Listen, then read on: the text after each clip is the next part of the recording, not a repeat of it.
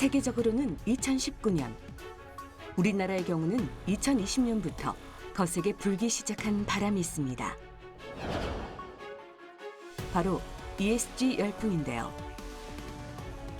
2021년 현재 글로벌 경영업계는 지속 가능한 경영을 위해 바로 이것, ESG 실천을 요구받고 있습니다.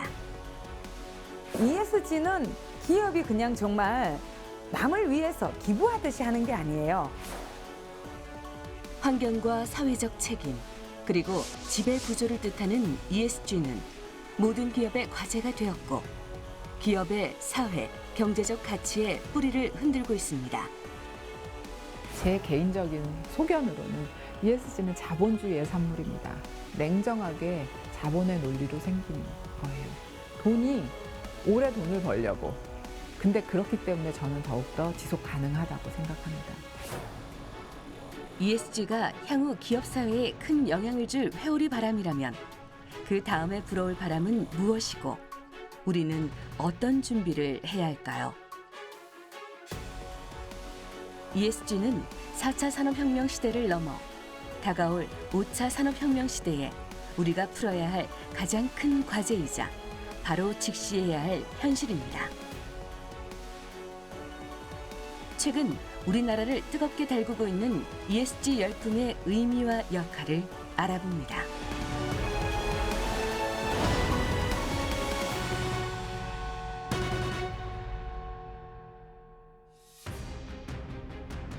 전 세계가 감염병에 몸살을 앓고 고통받고 있습니다. 바로 이 코로나19 팬데믹 상황으로 수면 위로 드러난 문제들이 있는데요. 기후를 비롯한 환경 위기, 불평등, 양극화 문제가 그것입니다. 수많은 사람들이 홍수와 폭염에 속수무책으로 당했고 수많은 노동자들이 일자리를 잃었습니다.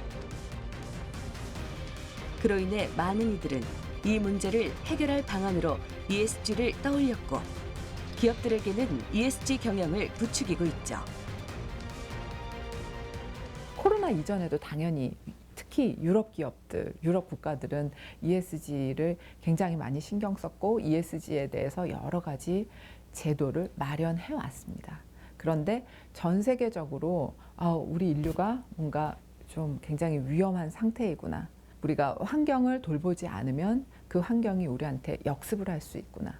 그거를 깨닫게 된 것 같고 또 코로나 상황에서 여러 가지 근로자들이 많이 힘들었잖아요. 그래서 근로자의 안전이나 보건 문제, 인권 문제 이런 것들이 부각이 되면서 사람들한테 다가온 그런 거는 좀 있을 것 같습니다. ESG는 지난 2004년 UN 글로벌 컴팩트라는 기구에서 발표한 Who Cares Wins라는 보고서에서 공식적으로 등장했습니다. 기업의 비재무적 성과를 판단하는 기준으로 최근 전 세계 경영 분야에서 가장 많이 회자되고 있는데요. 1987년도에 브루틀란트 보고서에서 지속가능 발전이라는 개념을 제시했을 때부터라고 생각할 수 있습니다. 그러니까 기업이 발전을 하는데 그 발전은 지속 가능하게 발전해야 된다라는 거죠. 근데 조금 더 가까이는 2005년, 2006년에 유엔에서 책임 투자 원칙이라는 걸 제정하면서 투자자들이 투자를 하는데 이 돈이 인류에 도움이 되고 사람들에게 도움이 되는 방식으로 써야 되지 않겠느냐, 지속 가능한 발전을 위해서 쓰여져야 되지 않겠느냐라고 해서 PRI라고 우리가 부릅니다. 책임 투자 원칙을 제정하고 그 기구를 만들고 이때부터 ESG가 시작되었다라고 말씀하시는 분들도 많습니다. 그렇다면 ESG의 시작은 언제부터였을까요? 지속 가능한 경영의 근원은 18세기 산업혁명 시기까지 거슬러 올라가 찾아볼 수 있는 상당히 오래된 개념입니다. 18세기 말부터 19세기 초반에 직물공업, 특히 면직공업의 발달로 시작된 산업혁명은 영국에서 출발해 곧 전 유럽 국가로 퍼져나갔고 미국과 러시아까지 확대됐습니다. 이후 과학 발달을 통해 대량 생산에 필요한 수많은 기계가 발명되고 소송 또한 편리해지면서 산업화의 속도는 더욱 빨라졌는데요. 산업혁명은 사회적, 정치적으로 사회 체제를 바꾸는 큰 계기가 되었지만 인구가 도시에 집중되면서 범죄, 위생 문제 등 새로운 사회 문제가 나타나게 되었습니다. 대량 생산을 통해 부자가 된 자본가와 그 밑에서 법의 보호 없이 착취당하는 노동자란 두 계층이 새롭게 생겨나게 된 거죠. 산업혁명 이후 기업은 이윤을 남겨 투자자에게 더 많은 배당을 주기 위해 운영되었고 이윤을 추구하는 기업의 활동은 장기적으로는 환경 재앙과 노동 착취 등의 부메랑으로 돌아왔습니다. 18세기 인물인 감리교 창시자 존 웨슬리 목사는 물질적인 발전이 급속하게 이루어지자 전통적이며 심오한 기독교 윤리 차원에서는 복음화하기가 힘들다는 것을 느끼고 대중의 열정적인 복음화를 추구하는 교리를 펼쳤는데요. 1760년 돈의 사용이라는 설교에서는 우리는 생명을 희생해 돈을 벌어서는 안 되며 우리의 건강을 희생해 돈을 벌어서도 안 된다라는 말로 기업의 사회적 책임을 강조했죠. 그리고 그 변화는 100여 년이 지난 후에야 단계별로 진행됩니다. 1760년도 그 감리교 창시자인 존 웨슬리의 돈의 사용법이라는 데서 그분이 강조한 게 뭐냐면 착한 경영도 아니고 또 기업이 악덕 기업도 돼서는 안 된다는 얘기죠. 스마트한 정도 경영을 추구하는 것이 핵심적인 ESG의 이제 본질이라고 말씀드릴 수가 있습니다. 전통적으로 기업의 책임은 이윤 창출이었습니다. 하지만 그 과정에서 다양한 사회 문제가 야기되면서 기업은 사회적 책임, CSR 이행에 대한 요구를 받게 되었고 사회 문제를 비즈니스 모델에 포함해 경제적 가치와 사회적 가치를 동시에 창출하는 공유 가치 창출, CSV도 등장하게 됐는데요. 예전에는 기업을 평가할 때 영업이익이나 부채, 자산 등 눈에 보이는 재무적 요소를 판단했는데 최근 들어 환경과 사회에 대한 중요성이 강조되다 보니 눈에 보이지 않는 비재무적 요소까지 따져보게 되었고 그렇게 등장한 개념이 ESG입니다. 시대별 상황과 이해관계에 따라 생겨난 개념들이 조금씩 보완되고 수정되어 온 건데요. 사실 그보다 앞서 기업의 비재무적 가치를 현대적 의미의 투자 지표로 처음 활용한 기업이 있습니다. 미국의 한 투자 회사인데요. 1971년 베트남 전쟁 관련 기업에 투자하지 않겠다는 원칙 아래 최초의 윤리적 투자 펀드를 출시했죠. 다만 지금의 ESG 개념과는 조금 다릅니다. 오랜 기간 기업의 목적은 이윤, 그 자체에 있다고 여겨져 왔기 때문에 기업의 비재무적 가치는 윤리적, 선언적 차원에만 머물러 있었는데요. 이에 반해 지금의 ESG는 기업의 지속 가능한 성과를 위한 필수 지표로 인식하고 있어 과거와는 근본적인 차이가 있죠. 그리고 2021년 많은 기업은 질문을 받고 있습니다.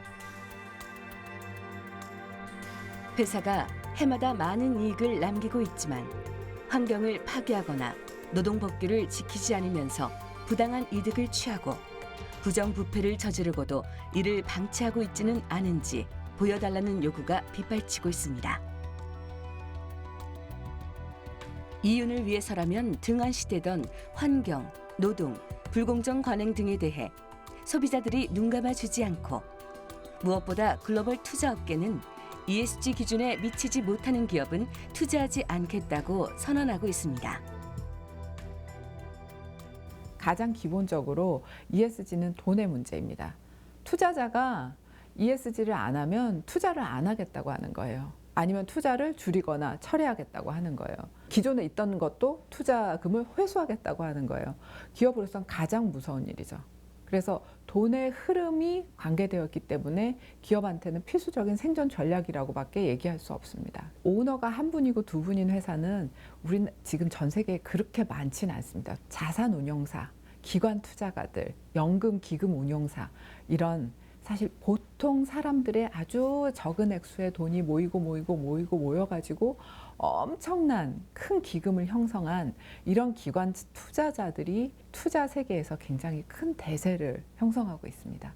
그러면 이 기관 투자자들이 큰 글로벌 기업들에게 이렇게 ESG를 압박하면 글로벌 기업들은 ESG를 해야 되겠죠. ESG가 기업 가치에 미치는 영향이 커진 만큼 기업도 전략적으로 리스크와 기회를 관리하는 ESG 경영을 통해 지속 가능한 성장을 추진해야 한다는 겁니다.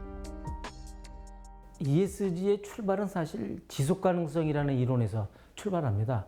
그러니까 지속 가능성이란 무엇이냐면은 경제는 사회의 시스템 안에 있고 또 사회 시스템은 생명, 환경의 테두리 안에 있다는 것이 이제 지속 가능성의 이론인데 결국은 이제 경제나 사회가 자연을 환경을 훼손시킨다면은 영속할 수 없다는 얘기죠. 매출액이라든지 수익이라든지 예전에는 당장 그렇게 보여지는 재무적 가치 위주로 경영 활동을 했다면 기후위기 시대는 불확실성이 훨씬 더 높아지기 때문에 올해 수익이 났다고 해서 다음에 동일한 수익이나 더 많은 수익을 가질 수 있다고 보장할 수 없어요. 그래서 예를 들면 클라이밋 액션 100 플러스라는 그런 투자자들의 모임이 있어요. 전 세계 그 투자 규모가 큰 500개 이상의 그런 투자 기관들이 모여서 만든 그런 기구인데 이 기구들에서 ESG 경영을 하지 않는 기업들에 대해서는 더 이상 투자하지 않겠다고 선언하고 있어요. 그러면 투자를 유치하려면 당연히 ESG 경영을 할 수밖에 없는 것이죠.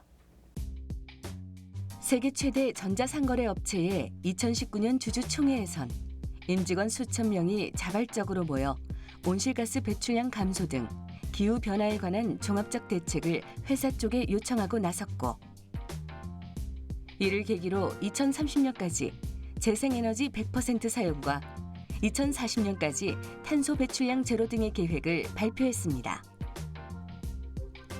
우리나라에서도 2030 청년을 상징하는 MZ세대 사이에서 ESG는 화제입니다. 사회관계망 서비스를 통해 적극적으로 기업 정보를 공유하면서 캠페인을 주도하고 있죠. 나이키가 당시에 굉장히 정말 잘 나가는 기업이었죠. 그런데 라이프라는 굉장히 당시 유명하던 잡지에 12살짜리 파키스탄 소년이 축구공을 꼬매는 그 사진이 굉장히 유명한 사진이 실렸습니다. 그래서 엄청난 비난 여론이 들끓었습니다. 그리고 소비자들이 불매운동을 하기 시작했고 나이키 주가가 떨어졌죠. 그때 나이키가 대처를 정말 잘했습니다.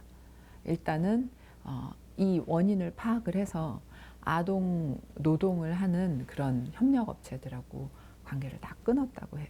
본사의 매뉴얼을 다시 마련하고 절대 아동 노동이건 이런 것들을 못하게 다 공급망들을 실사하고 이런 매뉴얼들을 만들어서 완전히 자기 시스템을 개선했다고 합니다. 모든 사람들의 평판이라는 게 이렇게 중요하구나. 그거를 깨닫게 된 그런 계기가 되고 나이키는 위기를 극복하고 오히려 ESG 경영을 모범적으로 한 회사로 거듭난 계기가 되었습니다. 투자자와 소비자의 기업 내 움직임은 실제로 기업 성장에 큰 영향을 미치고 있습니다. 대표적인 몇 가지 사례가 있는데요. 1911년 설립된 미국의 한 에너지 기업은 1970년대부터 화석연료 사용에 따른 기후 위기를 인지했음에도 사업 운영 방식을 바꾸지 않았고 미국의 환경단체와 뉴욕주 등이 기후위험을 묵인했다며 해당 기업을 고소했습니다. 더욱이 석유와 가스에 비해 신재생 에너지 분야 투자에 소극적이었고 결국 실적 부진을 겪으며 1984년 설립된 신재생 에너지 기업보다 시가총액이 뒤처지는 굴욕을 맛봐야 했습니다. 기업이 이제 환경에 발생시키는 어떤 부정적인 영향, 그걸 이제 경제학적인 용어로는 이제 외부 효과라는데 그 외부 효과에 대해서는 사실 기업이 부담하지 않고 사회가 부담해 왔습니다. 근데 이제 지금은 기업이 미치고 있는 그 부정적인 그 영향에 대해서 이제 기업이 그것을 내부화시켜서 이제 기업이 이제 그 문제를 해결해야 된다는 것이 ESG 관점에서의 문제 해결 그 방식이라고 말씀드릴 수가 있습니다. 영국의 한 시설관리 건설업체는 지배구조 리스크로 2018년 파산하고 말았습니다. 세계적으로 4만 3천여 명을 고용하고 2016년 7월까지 약 10억 파운드의 시가총액, 2016년엔 52억 파운드의 매출액을 기록하던 기업이었는데요. 하지만 326개에 이르는 계열사의 이사회 명단조차 파악하지 못했고 기업 수익이 악화됐음에도 경영진에게 과도한 보너스를 지급하는 등 재무정보 감독과 사후 조치의 미진에 파산에 이르렀다는 평가를 받고 있습니다. 비재무적인 것이 사실은 또 이 모순적인 어법인 것 같지만 재무적이라는 겁니다. 그리고 기업의 수익률도 사실은 ESG를 열심히 하다가 주주로부터 왜 수익률이 이렇게 나쁘냐, 매출이 이렇게 나쁘냐 질책을 받고 그런 이유죠. ESG 아무리 좋다고 해서 아무리 열심히 해도 당장의 회사의 매출과 수익률이 나오지 않으면 무슨 소용이 있느냐. 기업은 매출과 수익이 나와야 소위 숫자로 증명을 해야 되는데 기업이 자기네가 감당할 수 있는 투자를 계속하면서 지속 가능하게 발전을 해야 되는데 ESG를 정말 잘하고 싶어가지고 감당할 수도 없는 투자를 해가지고 회사가 재무적인 어려움이 빠진다면 그렇다면 문제죠. 그게 이제 경영진이 재무적인 요소와 비재무적인 요소를 같이 고려하면서 장기적으로 어떻게 하면은 이 회사를 더 발전시키고 더 매출을 높이고 더 영업이익을 높일 것이냐 하는 것이 ESG의 숙제입니다. 때문에 기업의 ESG 경영은 선택이 아닌 생존이라고 말합니다. 여기에서 환경이란 건 기후 위기 대응을 말하는 거고 기업들은 온실가스 배출을 관리해야 한다는 겁니다. 최근 ESG가 부각되고 주목받는 이유 중 하나가 바로 ESG의 E, 환경에 관한 부분 때문입니다. ESG에서의 환경 부분에서 강조되는 키워드는 두 가지입니다. 기후 변화에 대한 대응, 그다음에 이제 온실가스 감축입니다. 세부적으로 실천한다면은 환경 오염물질 배출을 줄인다든지, 그다음에 온실가스 배출을 저감시킨다든지, 그다음에 플라스틱 소재 생산을 이제 줄인다든지, 그다음에 그 폐기물을 재활용한다든지 그런 어떤 그 순환 경제로의 전환이 필요한 시기입니다. 전 세계는 2050년까지 탄소 중립 달성을 목표로 달려가고 있습니다. 자연은 파괴되어 가고 이제 더는 물러설 곳이 없다는 거죠. 현재 상태를 심각하게 받아들이고 이 문제를 함께 해결해 나가기 위해 우리가 힘을 모아야 할 때란 겁니다. 탄소 중립이란 목표는 시대적인 과제이자 국제사회의 규범입니다. 지난 7월 14일 날 유럽에서는 EU에서는 뭘 발표했냐면 Fit for 55라 그래서 2030년까지 1990년에 비해서 배출량을 55% 줄이겠다고 지금 약속을 했어요. 근데 그거를 달성하기 위해서 이 EU에 있는 기업들이 좀 더 많은 비용을 부담을 할 필요가 있게 되는 거죠. 근데 EU는 2005년부터 배출권 거래제라는 것을 시행해 왔습니다. 그래서 이 배출권 거래제 대상이 되는 기업들은 탄소 배출에 대해서 비용을 부담을 했었거든요. 하지만 기업 간 불공정 경쟁이 된다는 비난과 함께 EU 밖에서 탄소를 배출하는 공장을 건설하는 탄소 누출 현상이 발생하면서 또 다른 문제에 직면하게 됩니다. 또 어떤 기업 입장에서 보면은 우리가 굳이 그러면은 왜 EU 영내에 우리가 공장을 가지고 있어야 돼? EU 밖으로 나가자. 그렇게 되면 지구 전체적으로는 배출이 일어나는 거예요. 그래서 EU에서는 그런 탄소 누출도 막고 또 EU 안에 있는 기업들의 어떤 불공정 경쟁 이런 것들에 대해서도 대처를 해야 된다. 이렇게 해서 탄소 국경 조정제라는 것을 도입하겠다고 선언을 했어요. 제품이 EU 역내로 국경을 넘을 때 그 탄소 배출에 대한 비용을 부담하도록 만들겠다는 그런 내용이거든요. 이처럼 기업의 탄소 중립 정책은 미래를 좌우할 큰 부분이 됐다는 겁니다. 그리고 소비자도 그런 기업을 지지하고 선택하고 있죠. 대표적인 사례로 친환경 세제, 화장지 등 생활용품을 제조하는 미국의 한 기업은 2040 탄소 중립을 위한 기후 서약 캠페인에 참여했고 여기에 대한 일환으로 지속 가능성이 있는 친환경 인증 제품 55개 이상을 등록하며 캠페인 참여에 열을 올렸는데요. 이 55개의 인증받은 제품은 인증되지 않은 제품보다 조회수가 60% 이상 높았다고 합니다. 환경 친화적인 소재를 통해 가지고 제품을 생산하는 대표적인 기업들이 이제 파타고니아, 세븐스 제너레이션, 네슬러 등인데 이제 이들 기업들은 이제 유기농이라든지 그다음에 이제 그 환경에 오염시키는 그런 그 배출 요인이니까 이산화탄소 배출이 작은 소재를 제품에 이제 담다 보니까 환경 이제 모범 기업으로 이제 이렇게 인식이 되고 있는 거죠. 그리고 이제 뭐 파타고니아 같은 경우는 연간 매출의 1%를 환경 보호를 위해서 지출한다든지 어떤 대표적인 이제 환경 친화 기업이라고 말씀드릴 수가 있겠습니다. ESG에서 S가 차지하는 범위는 넓습니다.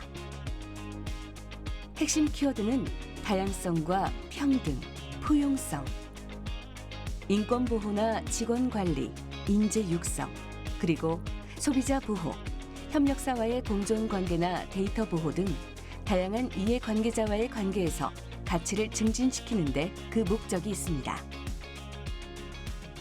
소비자의 입장에서 보면 이 기업이라고 하는 것들이 좀 올바른 좀 윤리를 가지고 경영을 하고 있는가, 너무 이윤축만 하고 있지 않은가라고 하는 측면을 좀 이제 보게 된다는 거죠.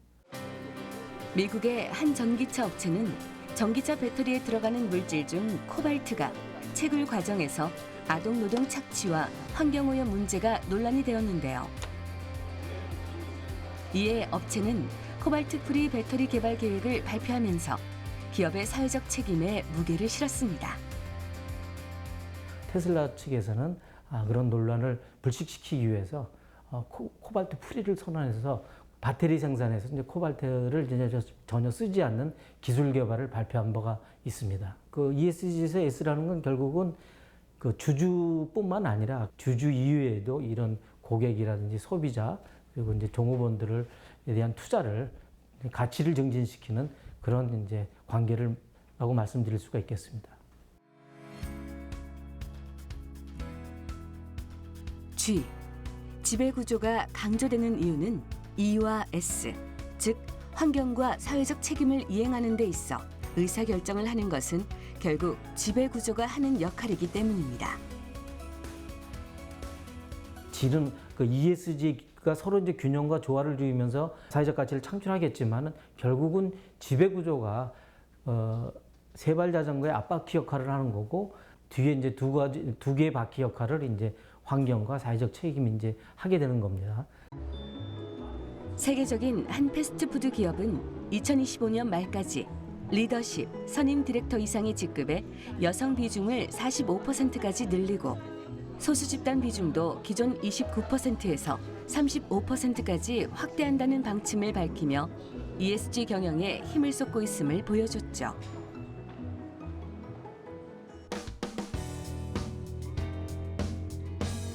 (2020년부터) ESG 경영이 부각되기 시작한 우리나라의 경우는 어떨까요? 최근 플라스틱 환경오염 문제가 심각하죠. 인류에게 편안함을 안겨다 준 플라스틱은 지구 환경을 망치는 주범으로 손꼽히고 있는데요. 플라스틱 폐기물은 세계적으로 연간 50억 톤 이상 발생하고 있고 이를 매립하거나 소각으로 처리하면 다시 환경 문제로 이어지고 있어 그 문제가 매우 심각한 상황입니다.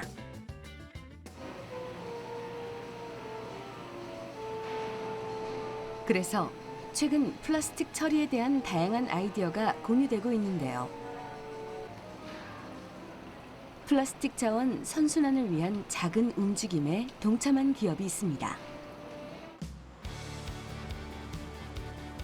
국내의 한 이동통신 기업.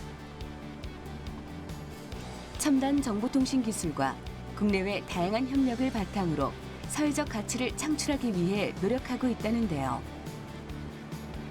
최근 ESG 경영을 강화하고 기업이 보유한 첨단 ICT 역량을 동원해 사업에 소요되는 자원을 재활용함은 물론이고 여러 협업을 통해 다양한 캠페인도 추진 중이라고 합니다. 저희 회사가 이제 사실 직접 굴뚝이 있는 회사나 이런 회사가 아니기 때문에 온실가스를 직접 배출하지는 않습니다.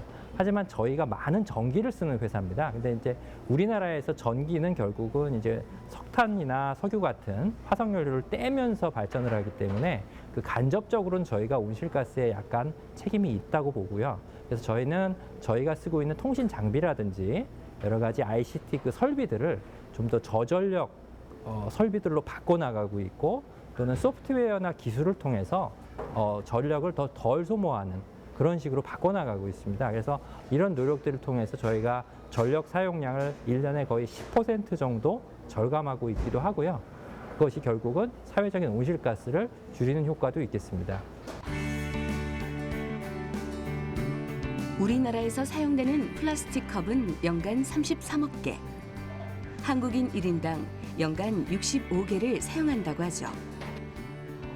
무게로 따지면 4만 6천여 톤에 달하고 코로나19로 인해 일회용품 사용이 늘어난 것을 고려하면 그 양도 더 증가했을 가능성이 높죠. 하지만 일회용 컵은 재활용이 어렵고 이 문제를 해결하기 위해 정부에선 다양한 정책을 시행하고 있습니다. 이에 발맞춰 이 기업은 친환경 스타트업과 손을 잡고 온실가스를 줄이기 위한 또 다른 노력을 시도하고 있습니다. 커피 사업자들 그리고 다양한 파트너들이 함께 힘을 모아서 일회용 컵을 줄이기 위해서 시작한 프로젝트입니다. 방법은 이제 커피숍에서 보증금 1,000원을 받고 이 다회용 컵에 음료를 담아서 음료를 제공하면 이제 고객분들은 음료를 마시고 무인 반납기에 컵을 반납하고 보증금을 다시 찾는 이런 방식으로 서비스가 제공이 되고요. 이 반납된 컵은 전문 세척장에서 세척을 해서 다시 이제 커피숍에 공급을 해주는 이제 그런 방식으로 운영이 됩니다. 일회용 컵 사용을 줄이기 위해 시작된 프로젝트지만 시행 초기에는 보증금이라는 새로운 개념에 거부감이 있었고 코로나19 상황에 컵을 다시 사용한다는 부분에 대해서도 우려가 있었는데요. 하지만 사업의 취지를 소개하고 전문 세척장에서 안전하게 세척해 제공함으로써 불안을 해소시켰습니다. 사용자는 메뉴를 고른 뒤 컵을 선택할 때 다회용 컵을 선택하면 되는데요. 이로써 카페를 이용하는 사람들도 작게나마 플라스틱 폐기물 줄이기 캠페인에 동참하게 되는 거죠. 기업은 지난 7월부터 이 시스템을 제주 지역 커피 전문 매장을 대상으로 보급해 왔다고 하는데요. 제주에서 하게 된 배경은 이제 제주가 관광지이기 때문에 텀블러 사용률이 좀 낮습니다. 그리고 제주도가 환경 문제에 또 여러 가지 어려움을 겪고 있어서 먼저 시범적으로 적용을 했고, 그리고 이제 올해 서울의 시범 사업 지역은 중구 일원입니다. 그래서 여기 무교동이라든지 을지로라든지 또 청계천 주변의 카페에서 먼저 이 다회용 컵 그 시스템을 도입해서 서비스를 제공할 예정입니다.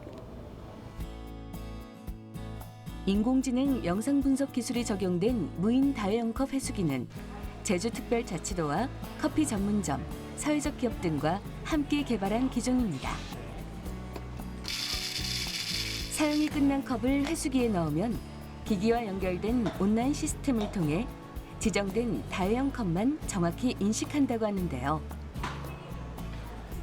기기에 컵을 넣으면 사용자는 언제든 보증금을 반환받을 수 있습니다.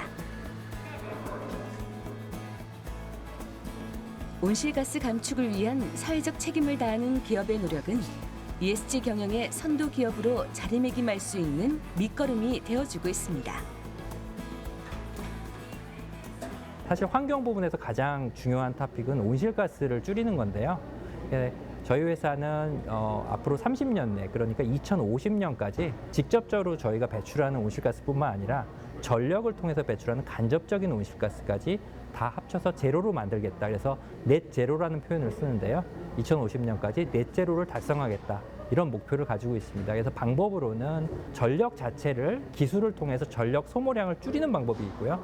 두 번째로는 남은 전력은 신재생 에너지를 이용하는 방법이 되겠습니다. 그렇게 해서 2050년까지 저희의 온실가스 배출을 제로로 만드는 것이 저희 목표입니다.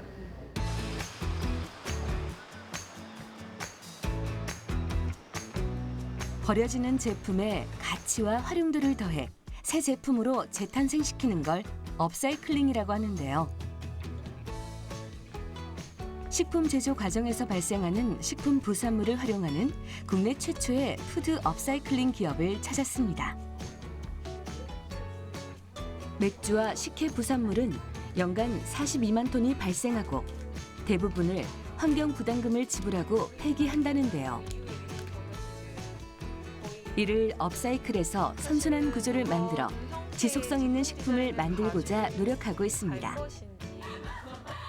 F&B 산업의 ESG 관점에서 보면 탄소와 환경오염을 저감하면서 건강한 먹거리를 만든다는 의의가 있고요. 소셜 벤처 기업다운 수평적 기업 문화도 이 기업의 ESG 경영에 힘을 실어주고 있습니다. 저희 회사는 기존에 이제 저부 가치로 활용이 되거나 버려지던 부산물을 이제 업사이클링 해가지고 새로운 형태의 대체 식품을 만드는 그런 회사라고 봐주시면 될 것 같습니다. 개발도상국을 가면 정말로 이제 굶어 죽겠다라는 표현이 현실로 와닿는 부분이 있었는데 선진국을 가면 식당에서 엄청나게 많은 음식물들이 버려지고 있더라고요. 그래서 그걸 보고 이런 괴리감이 뭘까라는 거를 이제 고민하게 되었고요. 그 괴리감이 보니까 F&B 산업이 순환하지 못하고 있다라고 판단을 해서 이제 푸드 업사이클링을 통해 가지고 새로운 선순환 구조를 만들고자 이렇게 사업을 시작하게 되었습니다. 미국에서는 수년 전부터 불어온 푸드 업사이클 바람. 음식물 쓰레기에 대한 경각심과 제로 웨스트를 위한 제조업체의 노력이 더해지고 있는데요. 푸드 업사이클은 단순히 음식 쓰레기를 줄여준다는 이미지를 넘어 소비자의 친환경적 소비와 가치 소비에 대한 욕구를 채워준다는 의미도 있습니다. 차별화된 아이디어로 독특한 스토리를 가진 업사이클 식품들도 다양해지고 관련 시장도 조금씩 확대되고 있죠. 맥주 부산물은 보리에서 탄수화물과 당을 짜서 맥주를 만들고 몸에 좋은 단백질과 식이섬유만 남은 부산물이라고 볼 수 있는데요. 이곳에선 작년 한 해 동안 약 250만 톤의 맥주 부산물을 업사이클했고 2021년 상반기 동안 120톤의 부산물을 업사이클했다는데요. 생산되는 부산물 대비 미약한 양이지만 대규모 업사이클 공장을 설립해 물량을 서서히 늘려나가는 것을 목표로 하고 있습니다. 저희 식품 원료 같은 경우는 당연히 이제 원가적인 경쟁력이 당연히 있습니다. 저희가 부산물을 이제 무상으로 수거하는 부분이 크고요. 그리고 이제 무상으로 수거를 하다 보니까 요 원료비를 아낄 수 있는 부분에 있어서 큰 강점이 있고요. 부산물을 보면 예를 들어서 맥주 부산물을 예를 들면 보리에서 가장 맛있는 당하고 탄수화물 추출해서 맥주를 만들고 그렇기 때문에 이게 나쁘게 볼 수 있는 이런 영양성분들이 나가서 이 부산물 자체에는 굉장히 좋은 영양성분들이 많이 잔존해 있거든요. 그래서 요거를 저희가 이제 대체 식품으로 만들었을 때 굉장히 기능성이 높은 그런 뛰어난 대체 밀가루가 되고요. 그래서 금액 대비 또 이 기능성 대비 굉장히 원가 효율적이 있는 그런 제품이 나오고 있습니다. 업사이클로 순환되지 못하는 F&B 산업에 새로운 선순환 구조를 만들어 보고자 사업을 시작하게 되었다는데요. 최근엔 ESG에 대한 개념이 정립되면서 탄소 중립에 대한 투자자의 요구가 많아지며 기업은 큰 수혜를 보고 있다고 합니다. 부산물 업사이클 기업이다 보니 환경적 가치를 인정받고 있는 거죠. 처음에 창업을 했을 때는 ESG라는 개념에 대해서 알고만 있었어요. 주로 이제 그런 서구권 문화에 있는 그런 국가들은 이미 많이 생각을 했던 부분이기도 했었고요. 다만 저희가 처음 시작할 때는 조금 더 유엔에서 만들어 놓은 이제 지속 가능 목표에 대해서 좀 많이 겨냥을 하고 사업을 진행을 했었는데요. F&B 차원에서 이 환경적인 부분을 녹여내는 게 쉽지는 않아요.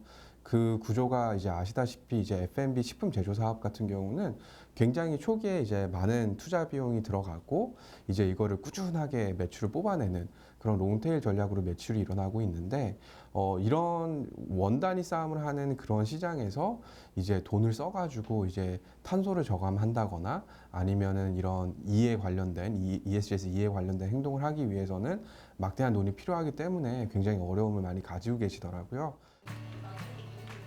아직 시작하는 단계지만 사회적 책임도 소홀히 하지 않기 위해 소외계층, 특히 발달 장애인을 고용해 제품을 검수하고 포장하는 사업을 운영 중에 있고 회사의 조직 문화 또한 투명하고 수평적으로 만들기 위해 노력하고 있다고 합니다. 호칭은 물론이고 편한 소통을 위한 체계도 만들어 놓고 운영하고 있다는데요.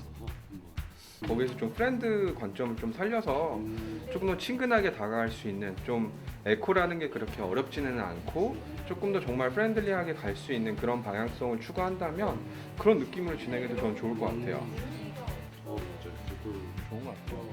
의사 결정하는 부분에서 직원들이 정당하게 받아들일 수 있도록 대표는 고민을 거듭하고 있죠.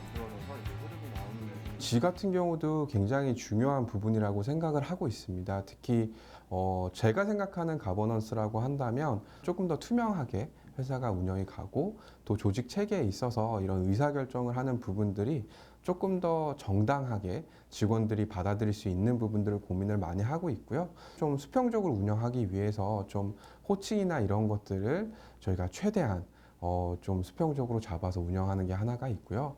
그리고 두 번째는 저희가 이제 커뮤니케이션 부분에 있어서 분명히 좀 어렵기는 하겠지만 그래도 이제 뭐 대표부터 이제 신입 사원까지 편하게 얘기를 할 수 있는 그런 커뮤니케이션 툴도 만들어 놓고 운영을 하고 있고요. 친근한 분위기에서 자유롭게 의견을 내고 서로의 생각을 나누는 수평적 기업 문화를 지향하고 있습니다. 이 기업은 최근 한 소셜벤처 혁신 경연 대회에서 대상을 수상했습니다. ESG 관점에서 실질적인 수치를 제공하며 지속적인 선한 소비가 가능하다는 점에 높은 점수를 받았다는데요. 푸드 업사이클 기업답게 현재에 그치지 않고 향후에는 들기름과 참기름, 소주와 막걸리, 요거트, 착즙 주스 등의 부산물을 지속적으로 업사이클할 예정이라고 합니다. 환경보호의 중요성이 대두되는 것과 비례해 기업의 가치는 더욱 높아질 것으로 기대하고 있습니다. 저희 회사가 꿈꾸는 그런 그림들은 버려지는 음식이 없는 그런 세상을 만들고 싶어서 회사를 시작한 게 맞습니다. 그래서 F&B 산업 내에서 선순환 구조를 만들어서 좀 이러한 저희 환경적인 이슈라든지 또 저희가 직면한 지속 가능성이 높은 먹거리에 대한 것들을 해결해 나가고 싶고요. 제일 먼저 해야 될 일은 이제 소비자 인식을 개선하는 그런 부분들을 많이 진행을 하고 있고요. 그걸 토대로 해서 좀 더 많은 변화들이 일어날 거라고 보고 있습니다. 그렇게 이제 많은 대기업 파트너십이라든지 또 오픈 이노베이션, 또 정부의 다양한 지원 사업들을 활용해서 스타트업이 할 수 있는 그런 린한 브랜딩을 진행을 하고 있고요. 그럼에 있어서 저희가 이제 푸드 업사이클링은 꼭 필요한 것이다 라는 인식을 만들어주는 것을 목표로 사업을 운영을 하고 있고 장기적으로도 그렇게 할 것 같습니다. 많은 사람이 ESG를 반영한 기업 운영을 바라는 건 장기적으로 우리 사회에 큰 이득을 줄 거라 기대하기 때문입니다. 하지만 ESG가 기업의 이익을 위해 시작된 개념인 만큼 방향성에 대한 거센 비판도 받고 있습니다. 세계 최대 자산운용회사의 CEO 레리 핑크는 발전용 석탄을 통한 25% 이상의 수익을 창출하는 회사들은 투자 포트폴리오에서 제외할 것이다 라고 말했는데요.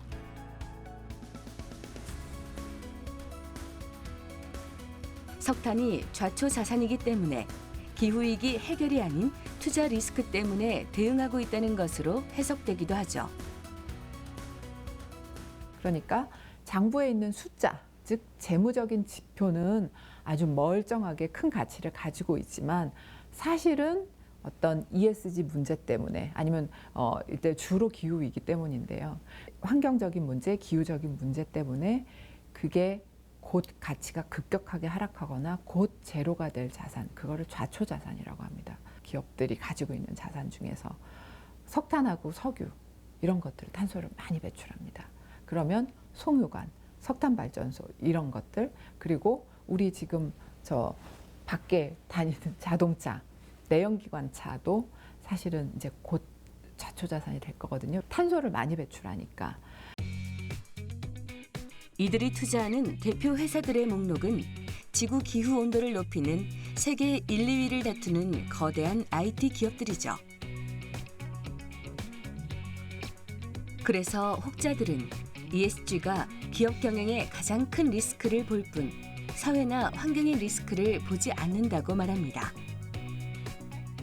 ESG를 착한 경영이라고 이렇게 생각하시는 분들이 많습니다. 근데 아마 이제 뭐 CSR, 사회공헌 정도로 이제 생각을 한다면은 그 착한 경영이 맞겠는데 ESG는 그런 착한 경영이 아니라 정도 경영입니다. 그러니까 올바르게 돈을 사업을 통해서 벌어서 이제 그 사회에 사회적 가치를 창출하는 그런 이제 경영 방식인데 최근에 이제 당면한 기후 위기와 이해관계자 자본주의에 적응하기 위한 저는 기업들의 이기적 유존자라고 저는 생각을 하고 있습니다. 에듀소의 CEO 앤드류 베아르는 해당 자산 운용회사를 향해 당신은 불타는 집 앞에서 완전히 충전된 소방호스를 가지고 우리 모두에게 양동이를 찾아달라고 부탁하는 소방관 같아요. 라는 말을 남기기도 했죠. 엄청난 자산을 가지고 지금의 자본주의 구조에 변화를 만들 수 있으면서도 실질적인 행동을 하지 않는 것에 대해 비판한 겁니다. 또 다른 비판도 있습니다. EU가 2026년부터 철강, 시멘트, 알루미늄, 전기, 비료 등 5가지 품목에 해당하는 기업이 EU에 제품을 수출할 때 탄소 국경세를 부과하겠다고 밝혔는데요. 이에 각계에서 산업화 시기 이산화탄소를 가장 많이 배출해 환경을 망가뜨린 유럽이 탄소 국경세를 부과한다는 것은 친환경으로 포장한 선진국의 탄소 사다리 걷어차기라며 거세게 비난하고 있습니다. 유럽 수출 비중이 높은 개발도상국들은 신보호무역주의라며 반발하고 있죠. 이미 이제 이런 감축 노력을 해왔던 선진국이나 기업들은 훨씬 더 적응이 쉬운 거죠. 근데 개도국 같은 경우에는 사실 계속해서 성장하는 단계에 있고 또 이런 화석연료의 연소를 통해서 경제 성장을 이루면서 삶의 질을 개선해 왔기 때문에 개선할 필요가 또 앞으로도 여전히 존재하는 국가들도 많이 있고요. 그런 상황에서 이 탄소 중립 목표를 달성하는 것은 사실 굉장히 어렵습니다. 결국 개도국은 선진국의 전철을 그대로 밟아서는 곤란합니다.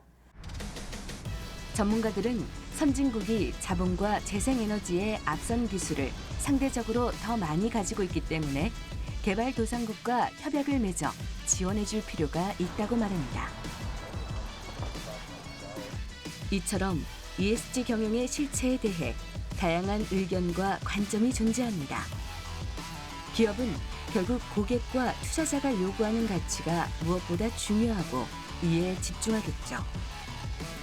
첫걸음의 시작이 어떤 모습이었든 지금 우리는 ESG가 지구와 사람을 위한 경영으로 나아가길 바라고 있습니다. 그리고 각 나라의 정부와 각계각층에서도 이에 동참하고 있습니다. 우리나라도 2050년에는 순배출 제로를 목표로 탄소 중립 시나리오를 작성하고 있습니다. 그리고 지난 5월 탄소중립위원회가 출범했는데요. 2050 탄소중립위원회는 부처 간에 이견이 있을 때 이것을 조율하고 또 전반적으로 정부에서 수립해 놓은 다양한 계획들을 심의하고 의결하는 그런 기능을 가지고 있고요. 또 다른 한편에서는 또 민관 함께 참여하는 협치기구입니다. 앞으로 더 많은 일들을 우리가 해내야 되고 그 과정에서 정말 우리나라가 2050년까지는 탄소 중립을 어떻게든 달성할 수 있도록 다양한 방안을 모색하고 그것이 실행될 수 있도록 계속해서 검토하고 또 더 나은 제안들을 정부를 향해서 할 수 있는 그런 노력들을 해나가도록 하겠습니다. 코로나19 위기를 겪으며 부각된 ESG 경영에 대한 요구. 기업이 환경과 사회 문제에 책임을 갖고 대응해야 한다는 목소리도 커지고 있는데요. ESG는 새로운 트렌드가 아닌 산업혁명 이후 줄곧 강조돼 왔듯 우리가 놓쳐왔던 기본으로 돌아가는 과정이라고 전문가들은 조언합니다. 기업의 이익만을 위한 경영을 넘어서 소비자 주도의 ESG로 나아갈 수 있도록 우리는 끊임없이 지켜봐야 하고 기업도 다양한 방법으로 소통하며 ESG를 발전시켜 나가야 할 것입니다. 인류의 생존 문제와 직결된 기업의 경영 전략 ESG. 우리 모두가 관심을 가지고 고민하며 작은 것들부터 실천해 나간다면 환경, 사회적 책임, 지배 구조의 합의, 완벽한 사회를 만들어갈 수 있습니다.